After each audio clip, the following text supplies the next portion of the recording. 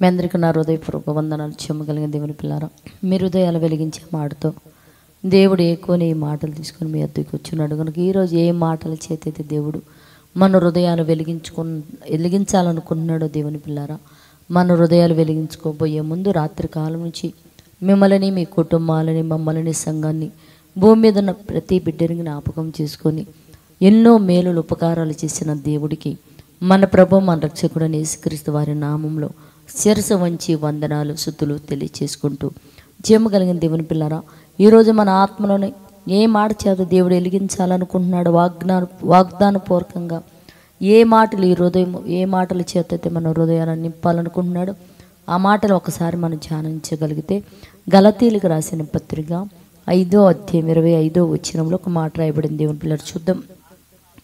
మనము ఆత్మను అనుసరించి జీవించు వారమైతిమా, ఆత్మను అనుసరించి క్రమముగా నడుచుకుందుము అని రాయబడింది. దేవుని పిల్లారా, మనం చూడగలిగితే దేవుని పిల్లారా, మనము ఆత్మను అనుసరించి జీవించు వారమైతే జీవము అన్నాడు, జీవించడం అన్నాడు. దేవుని పిల్లారా, అంటే ఆత్మను అనుసరించి నువ్వు జీవించాలనుకుంటే ఆత్మకు అనేది ఒక క్రమం ఉంటుంది అని చెప్పాడు.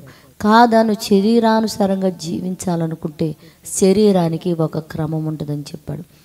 ఆత్మ ఎప్పుడు కూడా దేవుని పిల్లలారా క్రమం తప్పితే దానికి ఇష్టం ఉండదు. దేవుని పిల్లారా, ఎందుకంటే ఆత్మ అనేది దైవ సంబంధమైంది, దేవునికి సంబంధించింది కనుక ఆత్మ మన శరీరంలో నివసిస్తుంది కనుక శరీరం చేసే ఏ పనిని కూడా ఆత్మ ఎప్పుడు ఒప్పుకోదు, నడుచుకోవడానికి అనుసరించడానికి ఇష్టపడదు. దేవుని పిల్లారా, ఒక వ్యక్తి ఒక దొంగతనం నుంచి ఎవరిదైనా ఒక వస్తువు తీసుకోవాలనుకుంటే ఆత్మ మనకి సిగ్నల్గా ఏమని చెప్పిద్దంటే అది తప్పు, వద్దు, మంది కాదంటది.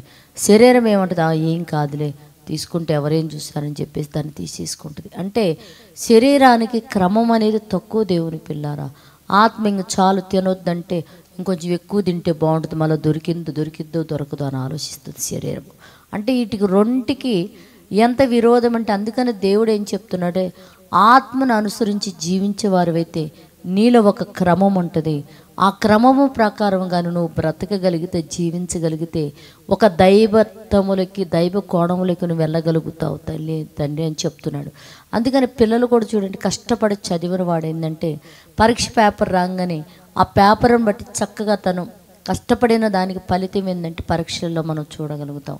అలాగే కష్టపడకుండా క్రమం లేకుండా చదవకుండా ఉన్నవాడు ఏం చేస్తాడంటే పేపర్ను పక్కన పెట్టి తన స్వయంగా చేసి ఏం చేశాడంటే మరి వేరేది మళ్ళీ రాసుకోవాలని తను ఎప్పుడైతే చూస్తాడో దానివల్ల ఏంటంటే తను ఫెయిల్ అయిపోయి ఇబ్బంది పడటం అనేది మనం చూస్తాం. దేవుని పిల్ల అంటే ఒక క్రమం, కష్టపడ్డ వాటికి క్రమము. అలాగనే మన ఆత్మీయ జీవితంలో కూడా దేవుని పిల్లరా, ఆత్మను అనుసరించి మనం జీవించాలంటే అది శ్రమతో కూడిన పని. ఎందుకంటే దాంట్లో ఒక నీతి, న్యాయం, నిజాయితీ ఉంటుంది. దాని ప్రకారం ఆత్మ నడుచుకుంటున్నప్పుడు ఏమైపోయిందంటే శరీరానికి బాధ, వేదన కలిగింది.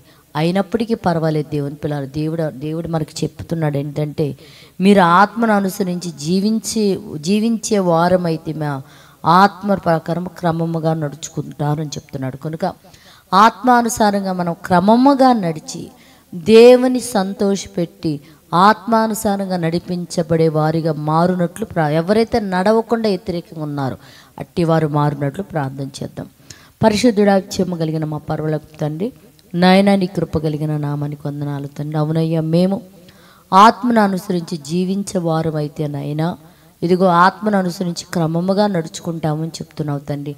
అలా నడుచుకునే భాగ్యం మాకు అందరికీ మనం అడుగుతున్నాము నాయనా. శరీరమును దాని ఇచ్చలను అయినా ఇదిగో మా నుంచి దూరం చేసాడైనా ఆత్మానుసారంగా నడుస్తూ నిన్ను సంతోషపెట్టి మేము ఆయుష్తోనూ ఆరోగ్యముతోనూ సంతోషంతోనూ భూమి మీద మేము బ్రతుకున్నట్లు అట్టి కృప భూమి మీద ఉన్న ప్రతి బిడ్డకి మీరు అనుగ్రహించి ఆరోగ్యమును దయచేసి సహాయం చేయమని మా రక్షకుడు నీ కుమారుడు యేసుక్రీస్తు వారి నామని ప్రార్థన అడుగుతున్నాం తండ్రి. ఆమెన్. మీ అందరికీ నా హృదయపూర్వక వందనములు, ధన్యవాదాలు.